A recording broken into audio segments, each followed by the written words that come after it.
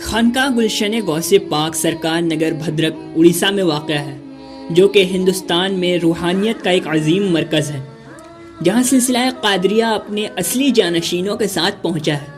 خانقاہ حضور سرکار ملت کے بانی سید نسیم اختر قادری اور چھوٹے سرکار سید وسیم اختر قادری رزاقی رضی اللہ تعالیٰ عنہ ہیں، جن کا شجرہ نسب بڑے پیر دستگیر سید عبد القادر جیلانی بغدادی رضی اللہ تعالیٰ عنہ کے بیٹے سید عبد الرزاق سے ملتا ہے۔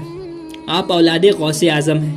آپ کو رئیس اڑیسہ حضور مجاہد ملت علیہ رحمہ اڑیسہ لے کر آئے تھے اور آپ کے قدموں کو بوسہ دیا کرتے تھے اور فرمایا کرتے تھے کہ مجھے نسیم سرکار میں حضور غوث اعظم کی صورت نظر آتی ہے۔ جب نسیم سرکار شیر خوار بچے تھے تو ان کے نانا جان کو نسیم سرکار کا سرپرست بنایا گیا۔ بڑے سرکار جہاں کہیں بھی جاتے اپنے ساتھ ایمان کی خوشبو، برکتیں اور نور خدا ساتھ لے کر جاتے تھے۔ بچپن میں آپ جنگلی جانوروں جیسے شیر وغیرہ کے ساتھ اپنا وقت گزارا کیا کرتے، بنسبت دنیا کے لوگوں کے۔ آپ سانپ اور دوسرے جانوروں کے ساتھ بنا خوف و خطر کھیلا کرتے تھے اور ہمیشہ سے لوگوں سے ملنا جلنا ناپسند تھا۔ 1950 عیسوی کا وقت ہوگا، آپ کے چھوٹے بھائی وسیم اختر قادری رزاقی رضی اللہ تعالیٰ عنہ کی ولادت ہوئی، جنہیں ان کے چاہنے والے چھوٹے سرکار کہا کرتے تھے۔ دونوں بھائی ایک دوسرے کے بہت قریب تھے اور ان کا ایک بہت مضبوط رشتہ تھا۔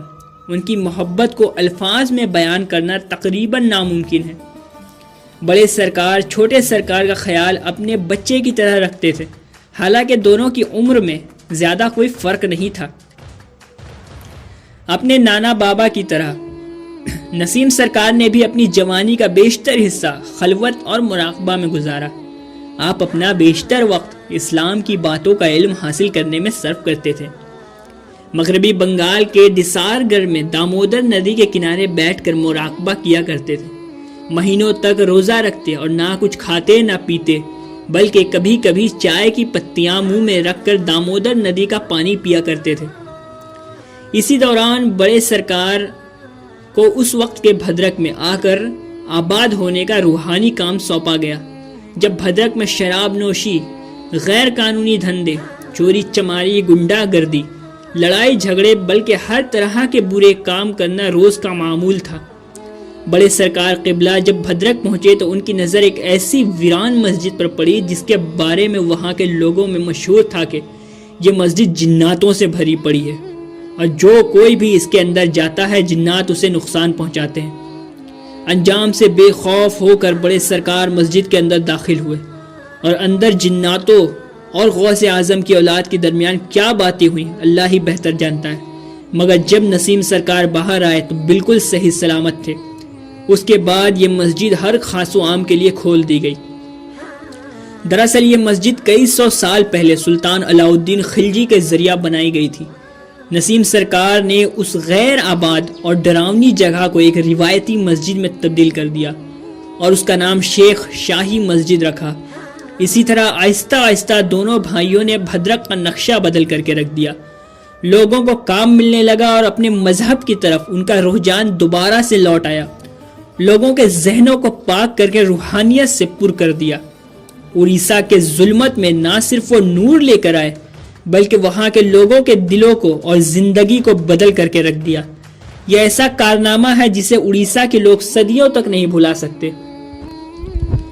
اسی شیخ شاہی مسجد میں بڑے سرکار کا قیام کئی سالوں تک رہا، جہاں ان سے ملنے ہزاروں کی تعداد میں لوگ آیا کرتے تھے۔ یہ 1970 کا زمانہ تھا جب بڑے سرکار نے اپنے چھوٹے بھائی یعنی وسیم اختر قادری کو واپس بھدرک بلا لیا، جو اس وقت کالج کی ڈگری حاصل کر رہے تھے۔ یہ کہا جاتا ہے کہ بڑے سرکار قبلہ پر اس وقت اس قدر جلال و ہیبت طاری رہتا تھا کہ لوگ ان سے ملنے سے ڈرتے تھے اور ان کی جلالی نظر جب پڑتی تو لوگ بھاگنے لگتے تھے۔ وہ خلوت نشینی زیادہ پسند کرتے تھے، حالانکہ لوگوں کو ان کے مقام و مرتبہ اور ان کی ولایت اور کرامت کا پتہ چل چکا تھا، مگر چھوٹے سرکار کے اصرار پر آپ نے آہستہ آہستہ لوگوں سے ملنا اور ان کی تکلیفیں دور کرنا شروع کر دیا۔ بڑے سرکار نے ایک زمین کا ٹکڑا خریدا اور اس کا نام گلشن غوث پاک رکھا۔ اس کے اندر 3 کمرے والی ایک جھونپڑی بنائی گئی جہاں وہ مغرب کی نماز کے بعد تشریف لے جاتے اور بھدرک کے نوجوانوں کو زندگی کے تمام شعبوں میں آگے بڑھنے کے لیے موٹیویٹ کیا کرتے تھے۔ وہیں چھوٹے سرکار قبلہ شروع سے ہی نوجوان لڑکوں اور لڑکیوں کی اعلیٰ تعلیم کے لیے کوشاں تھے۔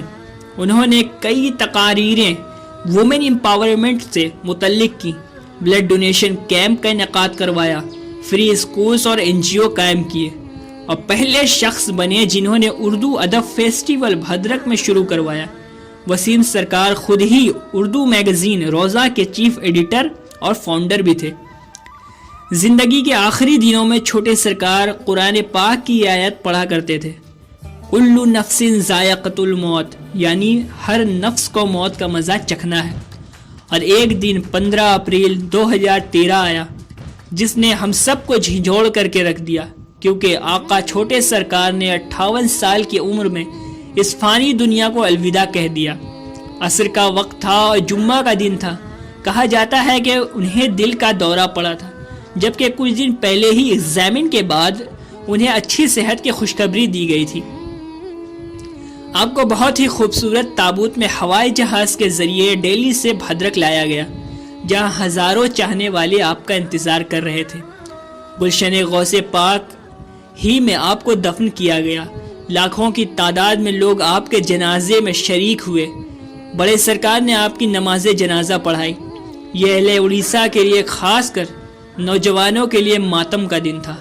ہر آنکھ اشک بار تھی۔ دنیا کے کونے کونے سے آپ کے چاہنے والے آپ کے آخری دیدار کو حاضر ہوئے۔ آنے والے کئی مہینوں تک ان کے تمام عقیدت مندوں نے جب بھی ممکن ہوا رضاکارانہ طور پر کام کیا، خواہ وہ محنت مزدوری کے لیے ہو یا چندہ دینا اور ضروری سامان خریدنا۔ جس طرح بڑے سرکار نے بھیڑ کو لیڈ کیا اور سب نے بنا تھکے بنا رکے کام کیا، یہ کسی معجزے سے کم نہ تھا۔ اور جلد ہی ایک خالی زمین ایک خوبصورت خانقاہ میں تبدیل ہو گئی۔ نسیم سرکار نے اپنی بھی قبرگاہ کی تصدیق کر دی اور وصیت کی کہ انہیں وہیں دفن کیا جائے اور ان کے سر پر کوئی چھت وغیرہ نہ بنائی جائے، بلکہ مزار کھلی رہو۔ 1 سال 7 مہینے کے بعد جب خانقاہ کے سارے کام مکمل ہو گئے، بڑے سرکار نے اپنی آخری سانس لی۔ فجر کا وقت، بدھ کا دن اور ستمبر کی 24ویں تاریخ تھی۔ سال وہ 2014 تھا۔ آپ کو آپ کے چھوٹے بھائی وسیم سرکار کے داہنی طرف کچھ ہی فاصلے پر دفن کیا گیا، مگر ہم سب جانتے ہیں کہ اللہ کا ولی کبھی مرتا نہیں۔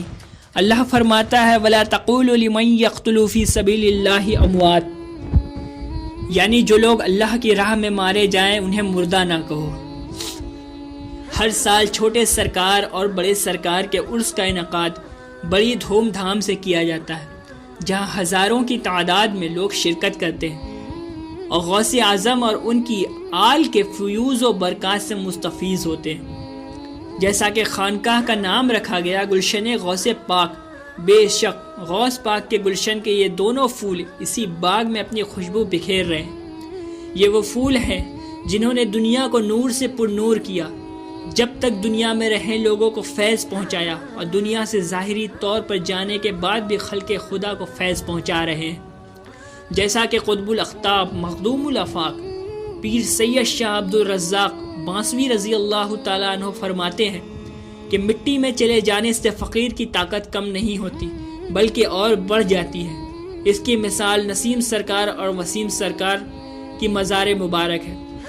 امید کرتے ہیں آپ کو ویڈیو پسند آئی ہوگی۔ ویڈیو پسند آنے پر شیئر کریں، لائک کریں، کمنٹ کریں، اور مزید ویڈیوز کے لیے ہمارے چینل فیضان پنجتن کو سبسکرائب کریں۔